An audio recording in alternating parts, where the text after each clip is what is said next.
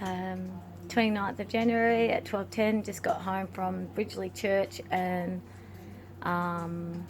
doing a little bit of shopping, and came home and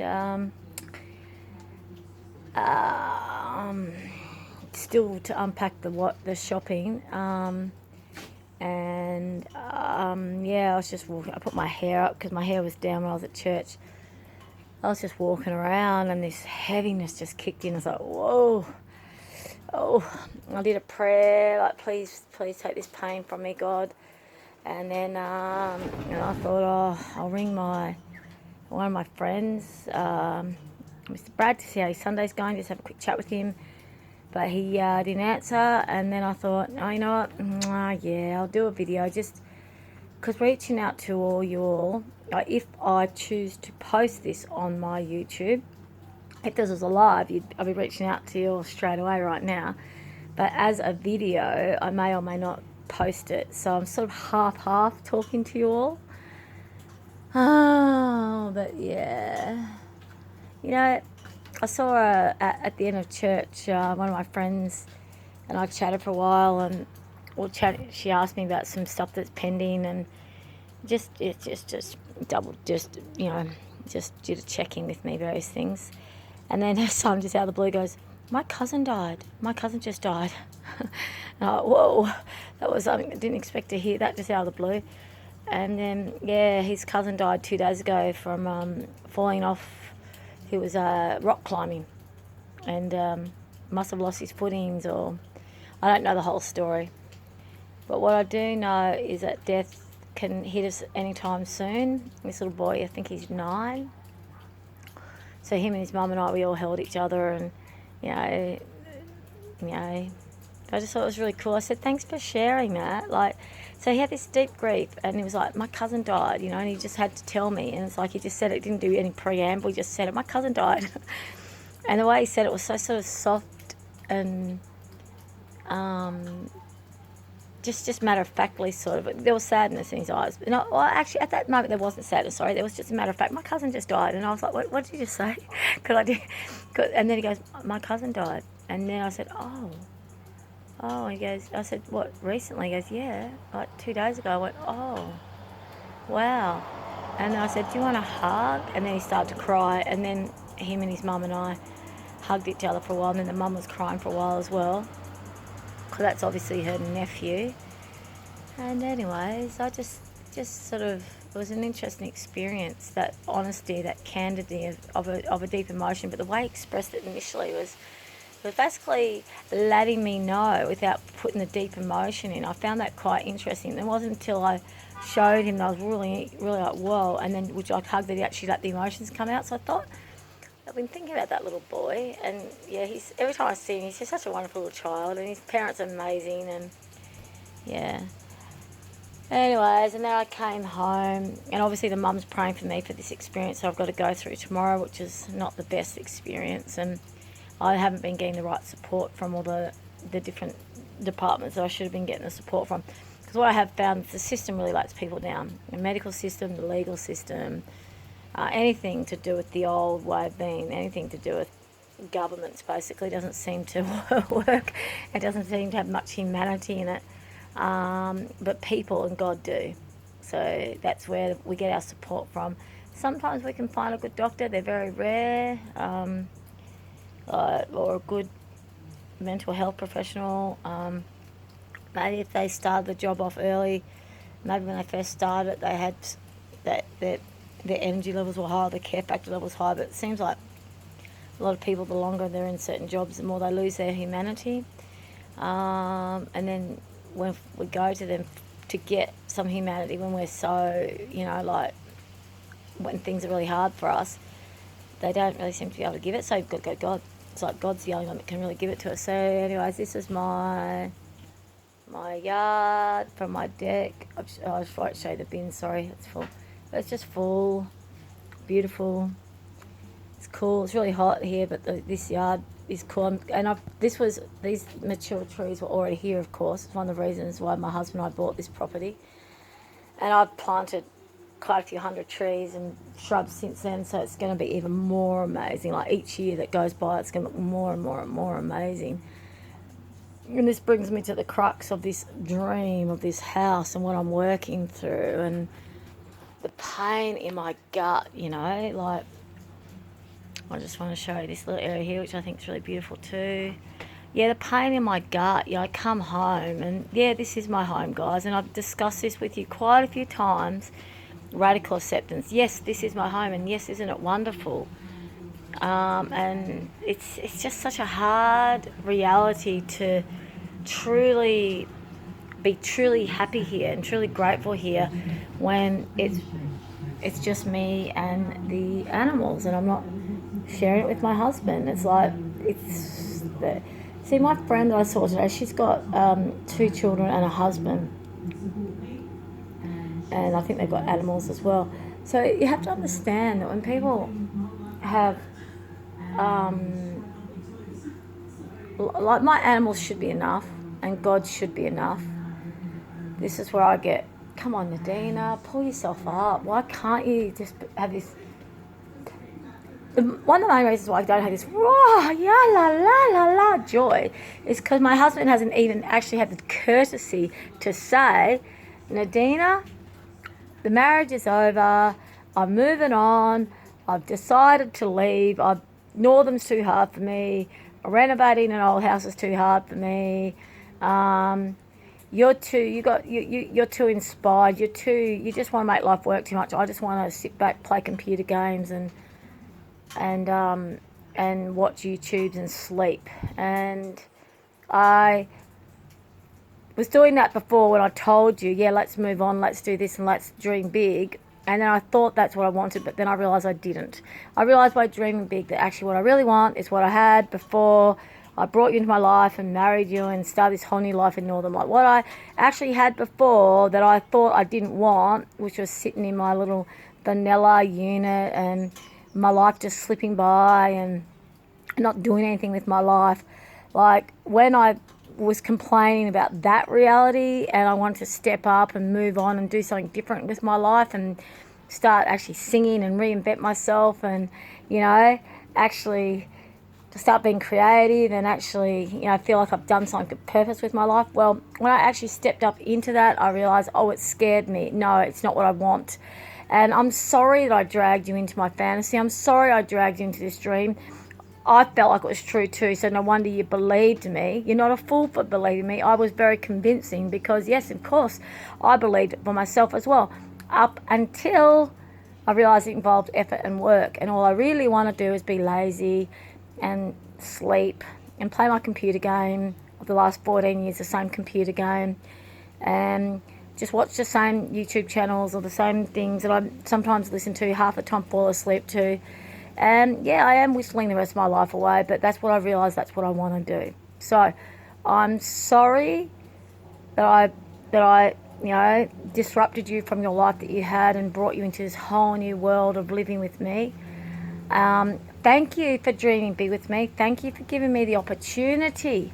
Thank you for giving me the opportunity to actually have realised this dream and to realise it's too much for me, because now I've got more appreciation for living small. Now I actually realise that's all I want to do. Okay, and I'm really sorry that you have been left with picking up the pieces and having to keep it all together and on your own, you know, outside of your financial ability, outside of your physical body abilities, outside of your mental health abilities. You have now got this big responsibility. You've got this big property, you've got this big house, you've got 3 animals. So I just want to say all the best to you for, you know, working that out and helping clean up my mess. And I wish you all the best with moving forward with that, you know. Somehow I pray that you're able to move forward with the dream somehow, and somehow you're able to redirect it and somehow able to create it to be just your own dream with me not in it anymore. And yeah, I know you probably would have chosen different things and done different things if it was just you. And yes, I am sorry that you are left to pick up all the pieces of our shared dream that now you have to somehow work out on your own. You know, if my husband said anything similar to that, it might have eased some of this pressure, because at least there's acknowledgement from him that I am here because of a dream that he and I commenced and shared together. And you know, just like, just even a goodbye, you know, even like having the decency to even respectfully end a marriage, you know, or respectfully say, oh, I've got to work out how to get all my stuff out, or, you know, until such time as we've sold the house, you know, like what are we going to do with all the bills, like the rates, and, with the animals, you know, that, you know, it just eats up at me a little bit, you know, this, I've just been given this big responsibility that's above what I can afford, like the 3 animals, this house and this yard. And as I shared with you earlier, it's very difficult for me to go get full-time work at the moment because I've got a young pup to look after, and also major physical body and mental issues, you know, like I've been struggling to find the right job for a long time anyways, okay, because of all my body injuries.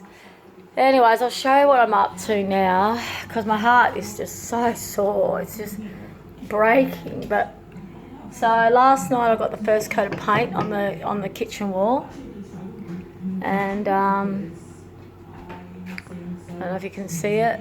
So I was hoping to have had this finished a couple of days ago, but at least got the first coat on last night. But usually what I do is I do the skirtings, do the cornices first, and I realise I really should do the cornices first. Yeah, I've got to do the cornices first, because when I put more paint on this, it's just going to get, the drips come down, you see. And also with the plastering job, some of it, you can't see it too easy, but some of it, last night it was really obvious, so some of it, I can see bits where I didn't sand it as good as I thought I had. So I'm going to have to sand this back and repaint that area, and plaster and repaint, or I could just not be a perfectionist.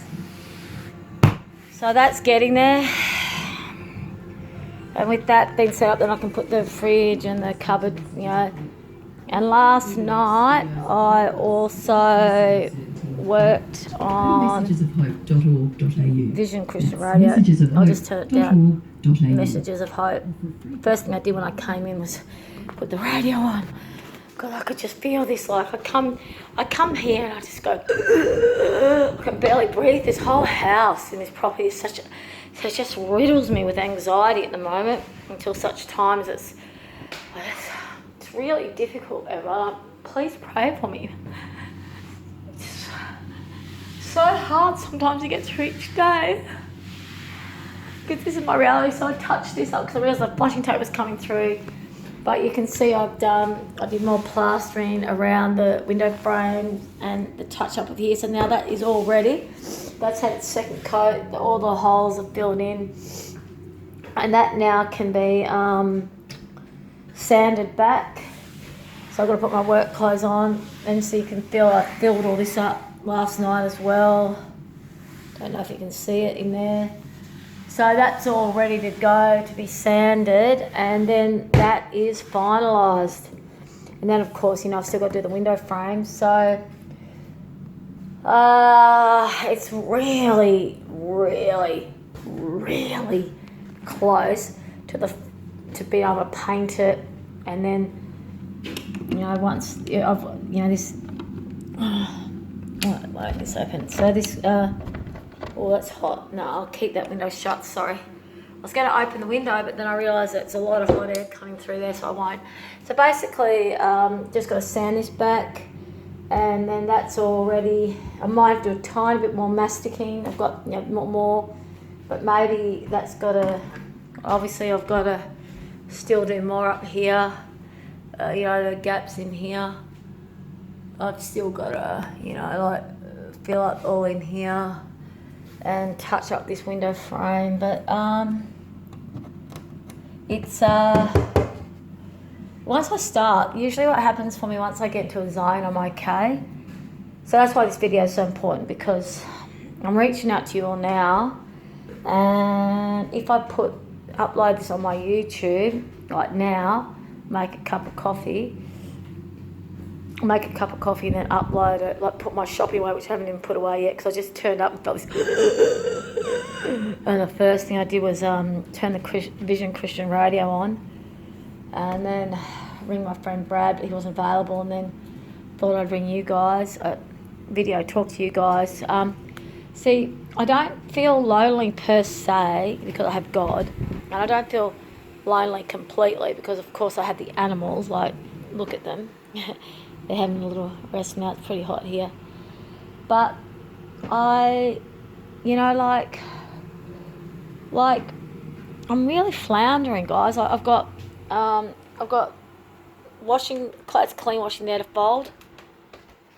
This is mostly bedding. That's clean washing there. That's bedding that was given to me for the guest room and to set up the day bed to make it nice. Like this thing here, it's been given to me to put on top of the day bed that the dogs ripped up, and this doona. So I've got to put all that on the day bed cushion that Alvin ripped up, and then cover it. I'm going to cover it with this doona cover. And then, so all of this is basically stuff that's just here, making my room look horrible. Day bed fixing up. And then, you know, I've got this pile of clothes here, clean clothes that it's fucking awful. It's fucking awful. And I've got these pictures here. They have to go on the wall in the out there when the things start. I've got them here to make sure they don't. There's a really beautiful mirror in there. You see? So I have to make sure it's safe. So it's just clutter. Like this is my room right now. Okay. Usually my room looks nice. Like I pride myself on having a nice room. Okay. And that's my fucking bedroom. And it's just washing to be folded. Like why can't I fold it while I watch a movie or something? I don't know. And I've got all this legal stuff I've got to deal with, paperwork stuff I've got to deal with. And then, you know, I've got this kitchen. Last night I made a dinner. Last night I actually made a dinner, a proper real dinner from scratch. I chopped up all the vegetables, and because before I'd just been eating like quiches and things that I can just put in the oven. But last night actually, it was really funny. So you can see the ladders here, right? So basically last night I'm standing here at the stove, right? I've got the pot there, and I've got a chopping board on here. It was so funny, and just chopping on. I had the chopping board there, and I think I had moved. That's right. I think I moved this over, and I had this little edge here. That's right. Oh yeah, I just moved that over when I did the dog food today. But basically, this is it. This is like I'm trying to deal with my mental health while this is my kitchen. It's been like this for 3 weeks now, and to get this finished. So close, hey. But we do. I don't know about you guys, but yeah, sometimes like. Of course, church was joyful today. Like. How could it not be? Like, I'm not complaining, okay? I'm not actually complaining. It's just that... It's just... This is my reality. All this mess. All this construction stuff. Just... need all this motivation and energy to plod along with it all. And I got the cement over there to be a big pile of cement, all that cement for the fencing and the shed. And I've got a friend turning up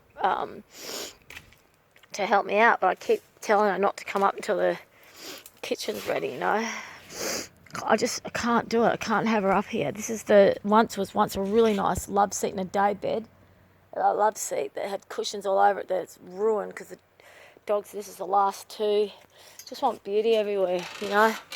Got, the rubbish there, pile from the, from the bathroom renos, which I have to load up in the ute to take to the recycling centre and the tip. And that once that's loaded in the, once that's actually loaded in the car and gone, that's less messy. There's just all these little. There's just so much to do, and the the the um the the plastering has been taking so long. Like, I'm not finished. Even though I put that first coat of paint on, I'm still going to have to. Now I realise I'm going to have to sand back the paint and replaster some of the areas, because I'm going to notice that when in the future, like, I will notice those bits. You might not come through on the camera, but they'll show up. Oh, and it's just like, I just wish my husband would have the common decency to actually treat me like a human being. Like, yeah, okay, it got too much for you. Oh wow, it all became too much for you, and you had to rush off and like dwiddle the rest of your life away, like doing whatever it is that you're doing. I don't even think he's got his computer set up. I don't even think he's got his computer. Well, I don't know what he's doing, because I know he's at his ex-wife's at the moment. So maybe she's giving him a room or something, and maybe he's paying money to live in one of the rooms in the house because her grandchildren live with her. Sorry, my husband's grandchildren live with his ex-wife. She's basically disempowered her daughter to the point where she's been bringing up the kids, and every time the daughter wants the kids back, the mother won't let my husband's daughter's mother won't allow my husband's daughter to be a mother to her own kids, won't allow her that empowerment. And we've discussed this for years and years and years. And he knows it's because he's trying to, my husband knows it's because his ex-wife needs to have that requirement of having to have that job, but she probably wants the pension as well that she gets from having those kids, and she probably, I don't know, it's a really macabre dynamic. There's so much going on with that. Like, this beautiful daughter of Anthony's was clean for 2 years from drug addiction, and no one really gave her the accolades that she deserved. I really wanted to. I wanted to have a big conversation with her. I wanted her over here. I kept wanting to get her over here to spend time with us and bring her young kids, and my husband's going, no, she won't come over. She's too controlled by Louise. There's no way she'll ever, they're too codependent on each other. I said, we've got to get her over here. We've got to give her a life of being able to parent those kids on her own, She goes, oh, no, she won't come. She doesn't have the older ones. I said, but even if she comes with the younger ones, at least she's going to have a chance to parent the kids, and we can support her to actually parent her own kids and get that joy of being a parent, And so that's where my husband is right now, setting up probably has got a room, maybe even with one of the grandkids. I don't know. Setting up his computer. So that's his preference to this being here. That's his preference. And I'll be all right, guys. Like, once the house is more sorted, and once I've got that kitchen in, once I've got the library set up and the kitchen organised, it's going to be okay. But right now, I just feel, everywhere I look, I feel overwhelmed to the point where I just want to collapse. And I can't collapse. I have to keep going. I have to keep going. It's not going to happen if I don't just keep plodding on. And I do. I feel really isolated up here in Northam sometimes. Just my journey, I go into such places of peace with my life, and other times it just feels just like, there's so much unfairness. Oh, I just feel like I'm just waiting for vindication, just waiting for my husband to actually have the courtesy to treat me with base respect. I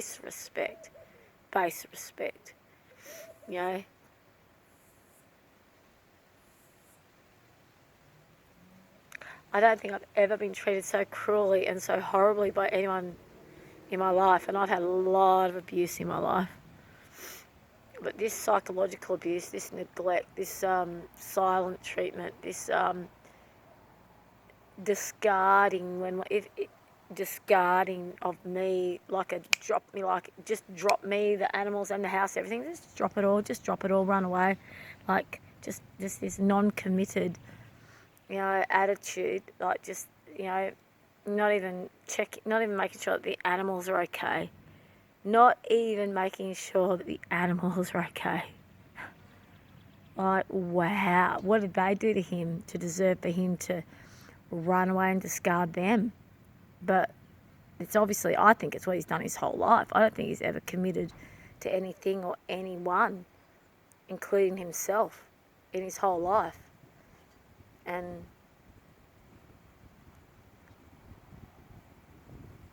my lesson is to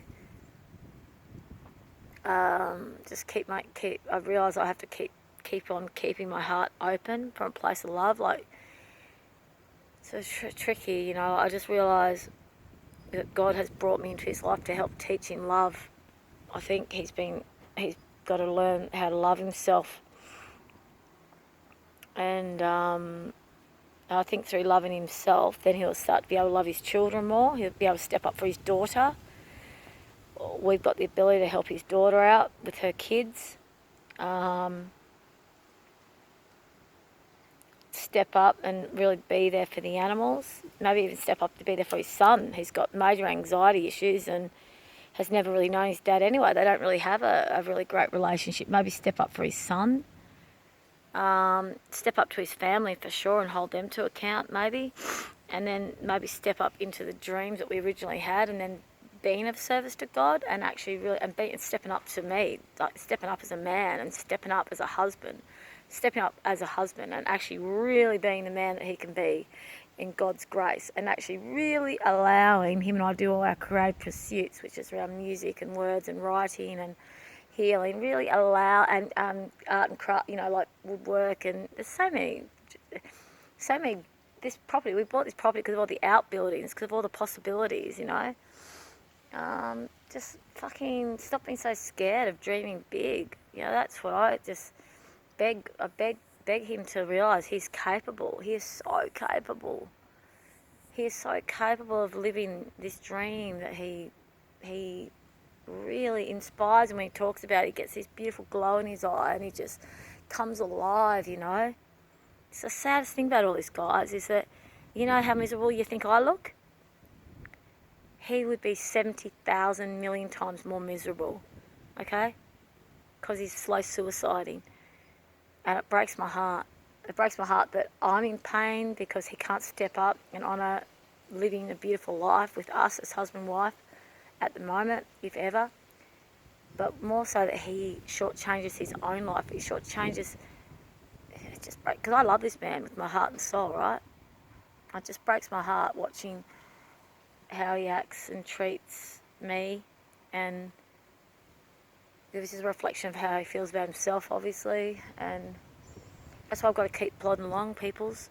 I've got to keep plodding along because I am a vessel of love. I'm an angel of love and peace, and I've just got to keep going. I've got to keep this dream alive, and I've got to keep being someone that keeps creating love and kindness and beauty and joy, but from an authentic, not a people pleaser, toxic empath way, but like the real, true, godly way, my God's gift, which is this YouTube channel.